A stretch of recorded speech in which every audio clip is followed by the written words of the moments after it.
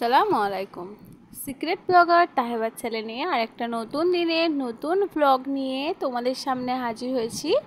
আশা করছি ব্লগটা তোমাদের একটু হলেও ভালো লাগবে, তো ভিডিওটা স্কিপ না করে পুরো ভিডিওটা দেখার অনুরোধ রইল।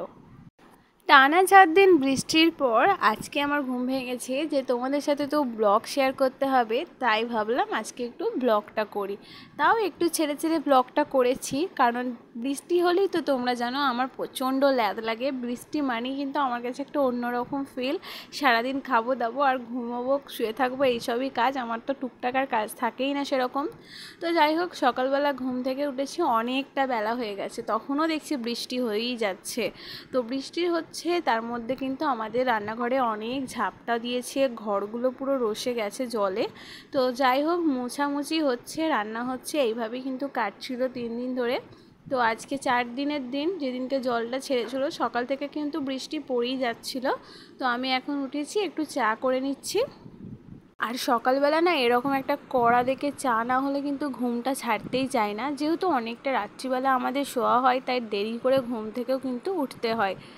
তো মা ওদিকে গ্যাসের মধ্যে কিন্তু রান্না বসাবে বলে ঠিক করেছে। আর আজকে যেহেতু কাঠফাট সব ভিজে, বাইরে রান্না করা যাবেই না, 4 দিন ধরে কিন্তু আমরা গ্যাসেতেই রান্না করছি। তো চলো এখন একটু চাটা এনজয় করে নিই, তারপরে কিন্তু ছেলেকেও খাওয়াতে হবে। আগে আমি চাটা খেয়ে নিই, আর ও তো ঘুম থেকে উঠে আগে খেলাধুলা করবে, তারপরে ওর নিজের মন মর্জি ও কাজ করে। তো খুব জোর জবরদস্তি করে কিন্তু এখন খাওয়াতে হয় ওকে। আমি আগে একটু চা খেয়ে নিয়ে ফ্রেশ হয়ে নিই, তারপরে কিন্তু ওকে আমি খাওয়াবো।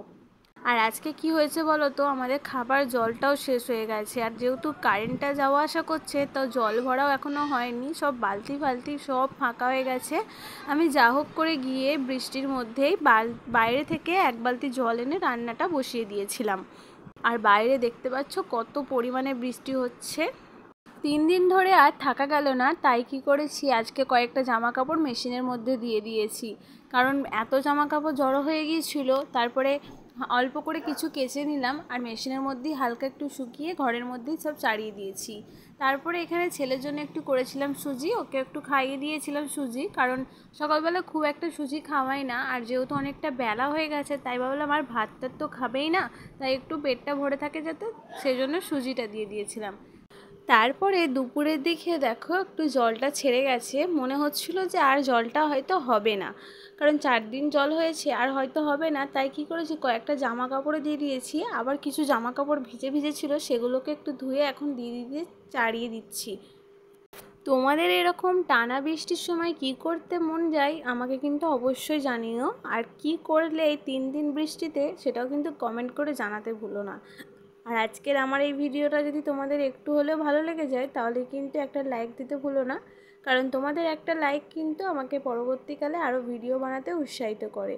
আর তোমরা যারা আমার চ্যানেলে নতুন, আমার চ্যানেলটা এখনও সাবস্ক্রাইব করোনি, তারা কিন্তু চাইলে চ্যানেলটা সাবস্ক্রাইব করে দিতে পারো।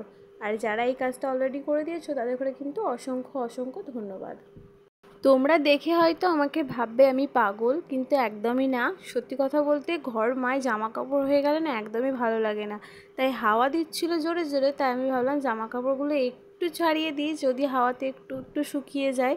কারণ কয়েকটা দিন ধরে এরকম হচ্ছিল, তো একদমই ভালো লাগছিল না চারিদিকে জামা কাপড়। তাই ঘরে এসে জানালাগুলো একটু খুলে দিলাম একটু ফ্রেশ হাওয়ার জন্য, কারণ বৃষ্টির জন্য জানালাগুলোও অনেক দিন খোলা হয়নি।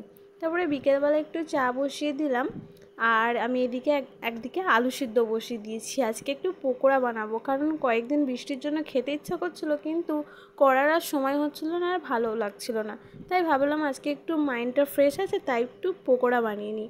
আর আজকে দুধটাও শেষ হয়ে গেছিলো, গুঁড়ো দুধ দিয়ে কিন্তু চাটা করলাম। আজকে কিন্তু আমি সকাল থেকে বিকেলের চাটাও তোমাদের সাথে শেয়ার করলাম। আর আজকে আমি বানাচ্ছি ব্রেড দিয়ে একটু পকোড়া, যেটা ইউটিউবে কয়েকদিন ধরেই কিন্তু ভাইরাল হয়েছিল। তো আমি দেখেই কিন্তু বানাচ্ছি, তোমাদের সাথে একটু শেয়ার করলাম। আমি কিছু ইনগ্রিডিয়েন্টস একটু চেঞ্জ করে করেছি, আশা করছি তোমাদের রেসিপিটা ভালো লাগবে। তো রেসিপিটা দেখতে থাকো, আমি কয়েকজনের নাম বলে নিচ্ছি যারা আমাকে সুন্দর সুন্দর কমেন্ট করে। মিম ফ্যামিলি ব্লগ, যেটা আমার প্রত্যেকটা ভিডিওতে কমেন্ট করে, আমার কিন্তু খুব ভালো লাগে। তোমাদের ঘরে অনেক অনেক ধন্যবাদ। আর আছে সুখ দুঃখের সংসার, তার সাথে আছে নুসরাত আপু, যেটা আমার প্রত্যেকটা ব্লগে কমেন্ট করে। আর আছে বৃতি লাইফস্টাইল। তো তোমাদের ঘরে অসংখ্য অসংখ্য ধন্যবাদ। তোমরা আমাকে এরকমভাবে কমেন্ট করতে থাকো, আমাকে সাপোর্ট করো। আর তোমাদের কমেন্টগুলো সত্যি আমার কাছে খুব মূল্যবান। তো চলো তোমাদের ঘরে রেসিপিটা একবার শেয়ার করে নিই। আমি এখানে আলু সিদ্ধ নিয়েছি, তার সাথে দিয়েছি 1 চামচ মতন পেঁয়াজ কুচি আর 1 চামচ মতন চীনাবাদাম কুচি, তার সাথে একটুখানি নুন, লঙ্কার গুঁড়ো, জিরে গুঁড়ো, তার সাথে একটু দিয়েছি চাট মশলা দিয়ে আলুটাকে খুব ভালোভাবে মাখিয়ে নিয়েছি। আর আমি এখানে নিয়েছি স্লাইস পাউরুটি। তো সেই স্লাইস পাউরুটির মধ্যে আলু মাখাটা খুব ভালোভাবে মাখিয়ে দেব। তারপরে এখানে একটা ডিম ফাটিয়ে নিয়েছি। আর পাউরুটিগুলোকে না আমি 4 পিস করে কেটে নিয়েছি। আর নিয়েছি ব্রেড ক্রাম্বস। আর আমি এই ব্রেড ক্রাম্বসটা কিন্তু বাড়িতেই বানিয়েছি।